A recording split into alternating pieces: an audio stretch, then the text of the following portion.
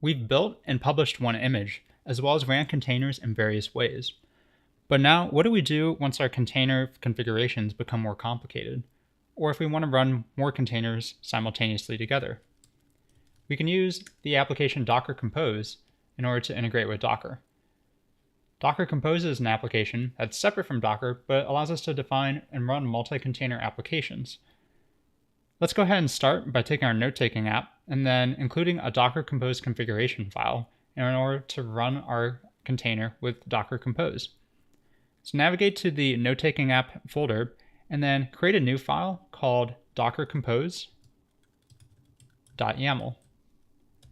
And then within this file, we're going to define the configuration needed for Docker Compose to run our container. We need to specify a version of Docker Compose to use. We're going to use version 3, which is the latest, and then a list of services.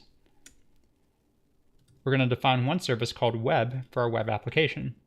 And then under web, we can then define what's needed for our service to run. And the service is going to correspond with a container.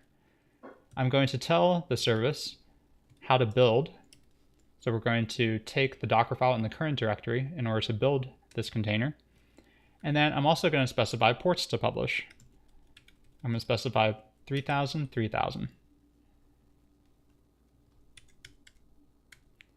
Now in order to run this service, we can then go back to the terminal window and run docker-compose up.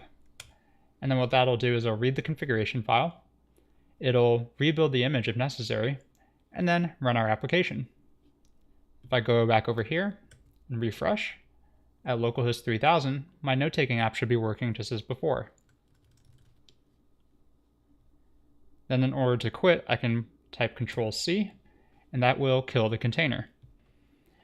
Now a few different flags we can pass to Docker Compose. We can tell Docker Compose to always rebuild the image by using the -- build flag. And then we can also use the D option in order to run Docker Compose in the background, which will allow us to free up the terminal. Now we'll see that it's running just as before. Now if I type Docker PS, we'll see that I have my containers running. If I want to then stop these containers, I can use Docker Compose stop, and it'll stop all of the containers in that Docker Compose file. Now if I go over here, my application is no longer running.